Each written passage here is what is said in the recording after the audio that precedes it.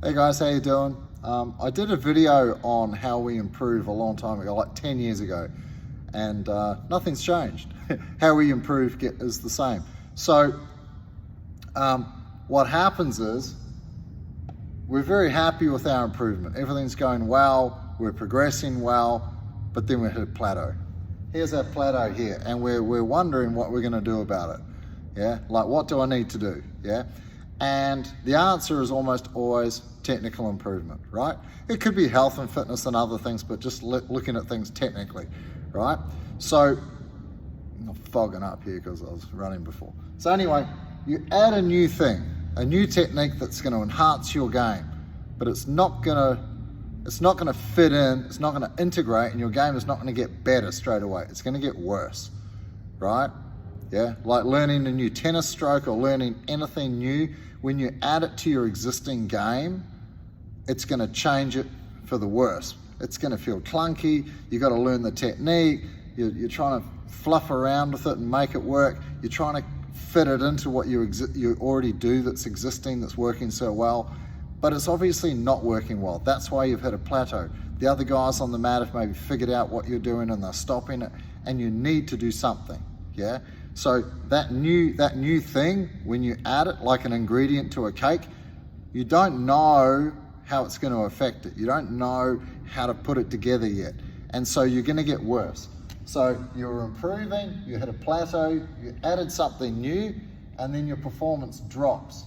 Yeah, it drops temporarily. And that's the key, yeah, is that if you've been through this process doing other things, yeah, doing other sports, then when you come to, or you're learning anything new, when you come to jiu-jitsu and it starts happening, you're like, it's that process. It's the process of improvement, right? Is that you get worse before you get better. If you want to go to a higher level, you have to take the risk of adding new things, be clunky for a little while. Once they integrate, guess what? Your performance rises. Here, you were here, now you're up here, right?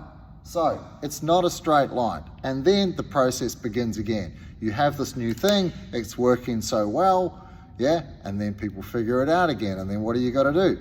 You've got to make a technical adjustment again, whether it's to the new thing, whether it's adding a new technique, like say going from blue belt to purple. And now you've got all these new sweeps and new submissions and things that you have to learn. And you can't integrate them all at once. It's too much. So you're going to do it like one at a time, maybe two at a time. Right? Okay, maybe one thing for each position, something like that. Okay, but then the same thing happens, right?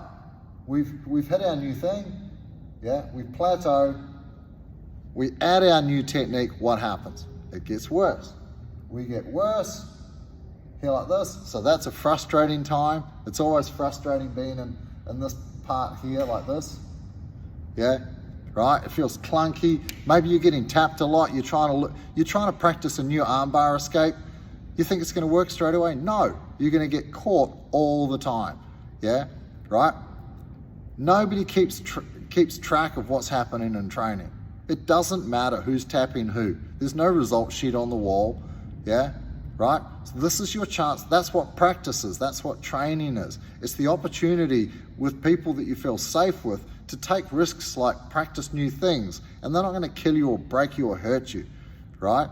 And so it's really important that you have good training partners with you, yeah, who understand that if you're trying something new, or if you've put yourself in a predicament, like I'm doing it constantly, always putting myself in late escapes and late armbars and late chokes so I can escape. I get tapped all the time because I'm always trying new things, and I'm trying to wait later and later and later and find out solutions to like really late escapes. And of course, yeah, I get tapped all the time because like it's not perfect yet, yeah, and it's not working. I haven't got the timing down, yeah, and so like it doesn't matter. That what matters is your overall vision of getting better, yeah.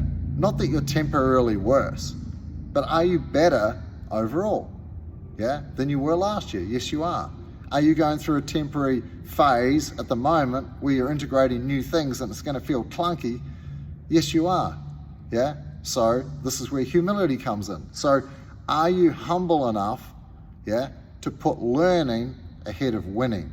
And if you're not, that's where people get stuck permanently. Yeah. Right. and that's where they don't progress, yeah?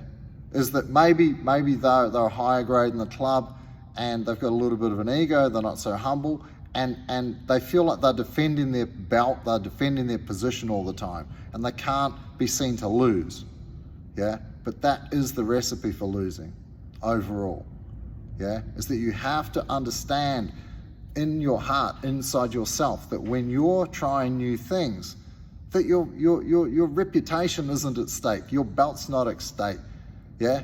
You're trying to learn new things, yeah? If you're trying to learn new escapes, you're going to get tapped all the time while you're integrating them. But once you integrate them, we go back up again, up here. So we're making progress over time. It's just not linear progress. And I think that's what people expect sometimes, that it's going to be this linear progress the whole time, and it's just not the case. It's like a saw blade, yeah? We improve, we hit a plateau, we integrate, we get worse, we go up. Each time we go through this process, we get better and better and better, yeah? We have to go through the process of losing while we're integrating new things.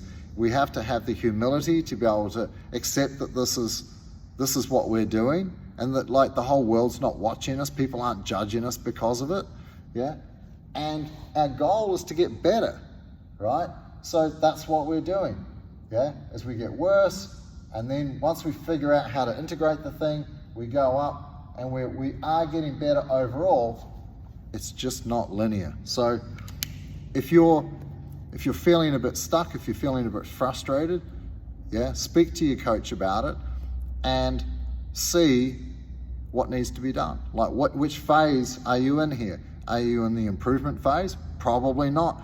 If you're in the improvement phase and everything's going well, you feel really optimistic and everything's great, right? But then we all hit plateaus where, you know, we've kind of figured out everything and our game is working fine and the techniques that we currently know are working beautifully and they all fit together, but we can't just stay there, yeah, right? People are going to figure out what we do, we're going to become very predictable, and the fun of jiu-jitsu is adding new things and learning new stuff, right?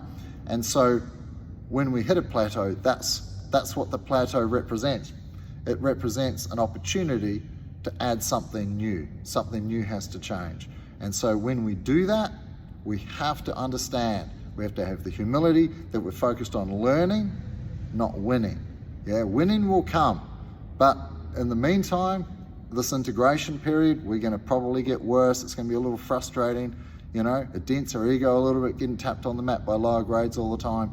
But the whole deal is that you're trying to get better overall. And then once you integrate that thing, once you figure out the timing for the escape or whatever it happens to be, now you've gone up a level, yeah? And now you can go seek out other things in other areas to do the same thing. So that's the process of learning, yeah? And so this is always happy times when we're improving here. That always feels good, yeah? Plateaus are often confusing, yeah? We're not quite sure what's going on. It's a weird time. We get a new thing and we feel very excited. Hey, I've got this new technique that I'm going to integrate, and you feel very optimistic, but then you're like, oh, it's really hard to do it, right? So this period here, yeah, this period here, it makes us sad. Yeah, it sucks, right? But again, it only sucks if it's your ego talking, yeah? Is that you have to go through that period of getting worse to get better. I know I'm saying it over and over and over, but I want it to get it into your head that this is how we learn, yeah? And we have to have humility to be able to go forwards, and that's what's required of us. If you've got any questions about this, hit me up in the comments, speak to me in class if you're one of my students. I'm more than happy to help.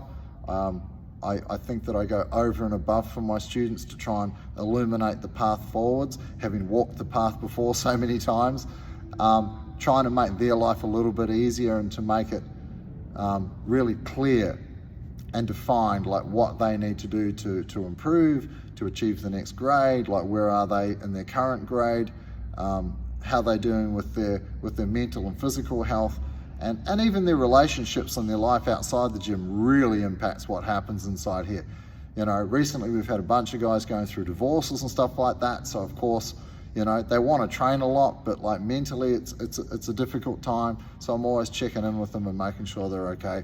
There's a lot that goes into getting better at jiu-jitsu, you know, and for a lot of people, for the majority of people, it's just an interesting way to get fit and to be able to do a fun martial art. Yeah, like, yes, like they're interested in getting better, they're taking part in the curriculum, their cards and all this sort of stuff, they're improving all the time, but like they're not in a big rush. It's not like their thing for life. You know, as I said in the last video, you have the hobbyists who train a couple of times a week, you know, and for them it's an interesting way to get fit, and they like meeting people. It's a great vibe, cool culture, all that stuff. And then you've got the really serious guys who have found their thing in life, yeah, and they'll be on the mat like 4 days a week minimum, and they're going to be like reading books, listening to audio books, and doing the whole thing. And like for them, like it's a totally different beast, yeah. And so that comes with different challenges as well. They're prone to overtraining, and they get moody, because one of the first symptoms of overtraining is moodiness, right? So managing all of that and seeing which of my students is at what phase, you know, and helping them through that. So I hope that helps. Remember the phases: improvement, plateau, integration, yeah, get worse, that's where you need your humility, and then dig yourself out of that after you've integrated it, and you go up to a new higher level and you get better. And it's that simple. Anyway, cheers guys, bye.